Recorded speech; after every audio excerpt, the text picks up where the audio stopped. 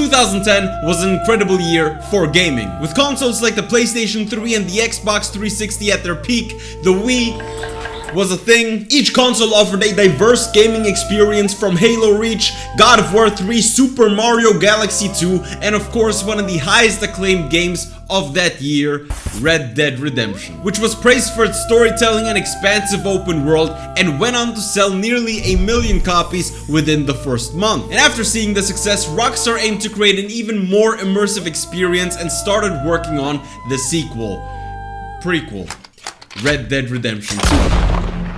A game so big it made $725 million in 3 days, received 175 Game of the Year awards and 250 perfect scores, and by 2024 had sold over 64 million copies, cementing its legacy as one of the greatest games of all time. So why revisit it? Well, as time passes, our perspectives change, and when I first played it, honestly, I wasn't the biggest fan. Now, before you leave a dislike on this video, I do want to note that I was 17 years old. And upon revisitation, I gotta say that me at 17 was a fucking idiot. You can press like on this video.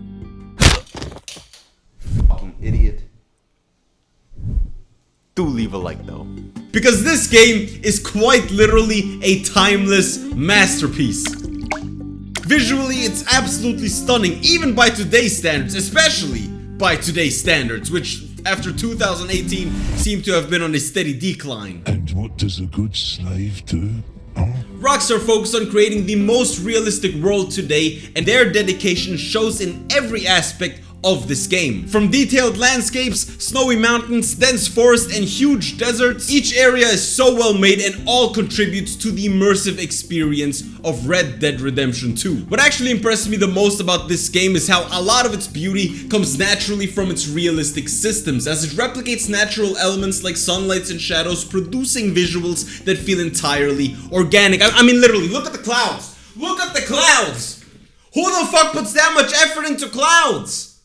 Not Ubisoft! Oh shit. And I'm honestly not surprised that it took them this long to actually announce GTA 6, because you already know that that game, once it comes out, is gonna be a visual spectacle. Now, the commitment to realism goes beyond just visuals, as evident in the gameplay, which allows you to not only interact with the environment, but also the people in these places. You can hunt for a purse, fish because it's fun, gamble because it's fun, take on side missions for some of the best character development, and much like GTA 5, you can encounter random events with random NPCs, like the two siblings who may or may not be fucking.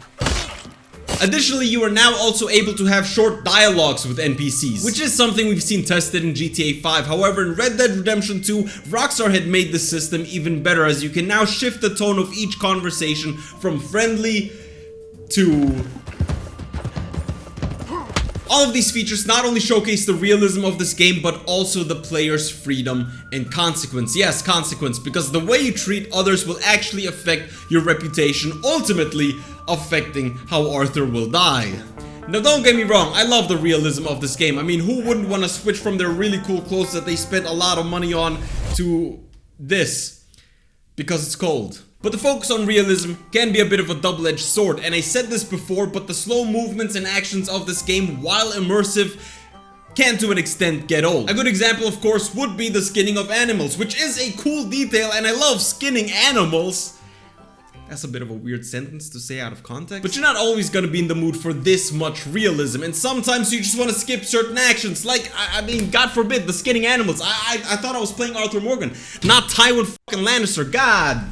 Now, at the heart of Red Dead Redemption 2 is, of course, its story. Following the Vanderlyn gang before the events of the first game from the perspective of Arthur Morgan in an ever-evolving America. Which is where I think the game shines through the most, because there isn't some big bad boss at the end, just the satisfaction, of course, of killing Micah. But the main antagonist the gang faces are the changing times. Now, as you journey with said gang, you see the complexity of each character, which is a major highlight. John, of course, who wants to settle down, Sadie, who's bent on revenge, Micah, who's just an asshole, Charles, Hosea, Javier, and so on. Then, of course, we have the leader, Dutch, who has a plan. These characters, each with unique traits and stories, make the game more engaging. Another major highlight, of course, is Arthur Morgan himself, whose character arc about loyalty, morality, and ultimately redemption is one of the best ever told in media history. As we see him go from being absolutely ruthless to learning humility, and all it took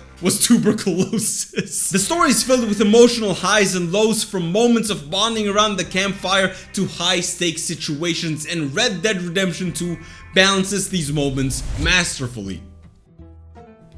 Until chapter 5. Listen, the first 4 chapters immersed me in ways that not a lot of games have, but when you wash up on the shores of Guarma in chapter 5, the quality of the game takes a noticeable dip. Visually, I enjoyed being in a new area, sure, but story-wise, it was more like...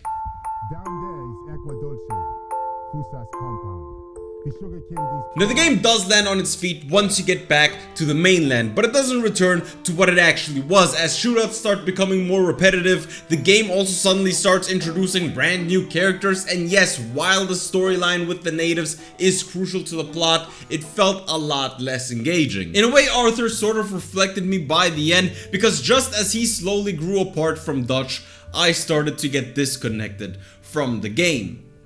However, once Arthur takes his final breath and you switch to playing as John, the game starts to feel a lot more like the earlier chapters. It was not only a very refreshing and much needed change, but it also set the first game up perfectly, which I have yet to play. Now, despite my short critique, like I said earlier, Red Dead Redemption 2 is still a timeless masterpiece. And I think that no matter how big my issues were in the end game, the first 4 chapters are just so well written that I just had to replay the game over and over again. I give Red Dead Redemption 2 a 3.5 out of 5.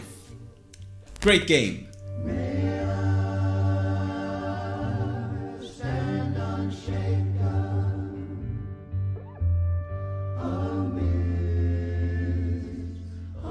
Of